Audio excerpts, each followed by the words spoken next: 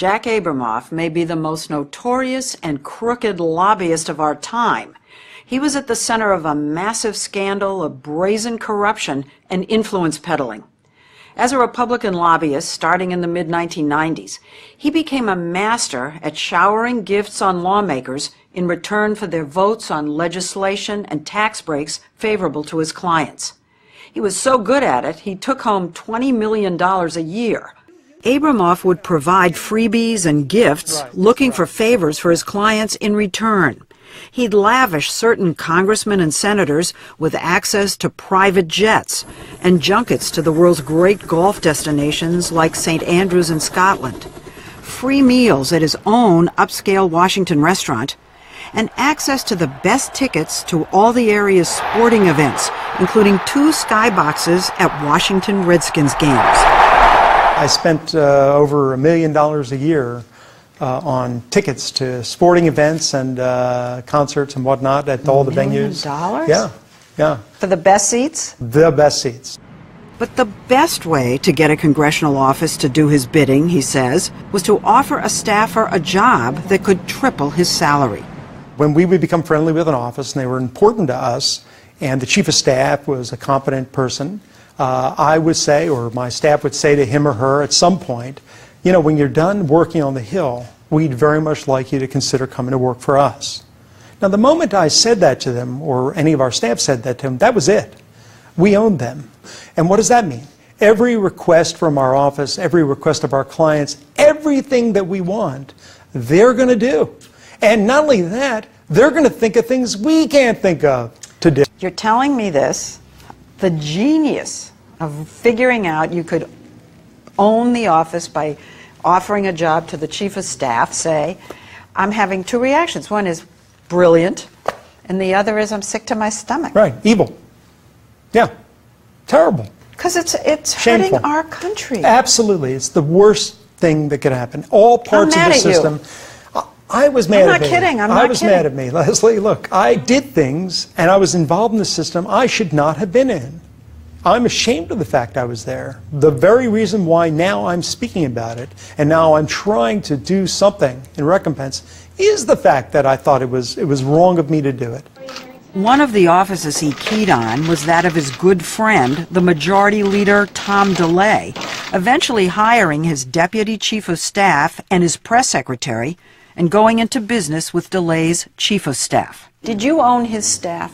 I was as close to his staff as to any staff. I had a very strong personal relationship with a lot of his staff. How many congressional offices did you actually own?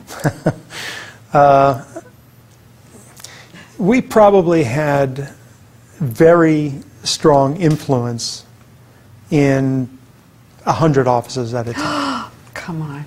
No. 100 offices? In those days, I would view that as a failure, because at least 335 offices that we didn't have strong influence in. After months of taking handouts, Ney was approached by Neil Volz, his former chief of staff, and by then a lobbyist for Abramoff. I let you down there. But I took... Volz asked Ney to insert some language into a reform bill that would give a backdoor license to an Indian casino owned by one of Abramoff's clients.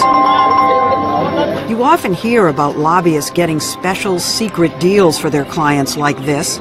It's an insidious technique that Abramoff perfected. So what we did was we crafted language that was so obscure, so confusing, so uninformative, but so precise to change the U.S. Code. Here's what you tried to get tacked on to this reform bill. Yeah. Public Law 100-89 is amended by striking Section 207, paren, 101 stat, period, 668, 672, close paren. Right. Now, isn't that obvious what that means? It was perfect. It was perfect. So that's what you tried to get inserted. Yes. And that was going to provide for a casino. Yes. And who on earth is going to know that? No one except the chairman of the committees. Who stuck it in there? Yes. And that's one of the things you used to do. Yes. And it was deliberately written like that. Precisely. Yes. And that's done a lot. Members don't read the bills. You didn't even know what it was for. Had no idea. And then when we got the written But language, why didn't you know what it was for? That I didn't care. After the scandal, Congress instituted a package of reforms, making what Abramoff did, like plying members of Congress with free, expensive meals, illegal.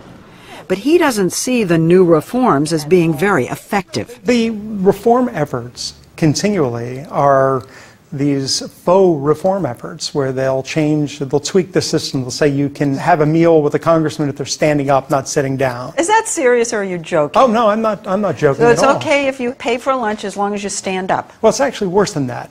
You can't take a congressman to lunch for $25 and buy him a hamburger or a steak or something like that, but you can take him to a fundraising lunch and not only buy him that steak, but give him $25,000 extra and call it a fundraiser and have all the same access and all the same interaction with that congressman. So the people who make the reforms are the people in the system. Could you do the same thing today? I'm asking whether you think the Could I system's do the been same thing cleaned up. No, the system hasn't been cleaned up at all. At all. There's an arrogance on the part of lobbyists, and certainly there was on the part of me and my team, that no matter what they come up with, we're smarter than they are, and we'll overcome it. We'll just find another way through. That's all.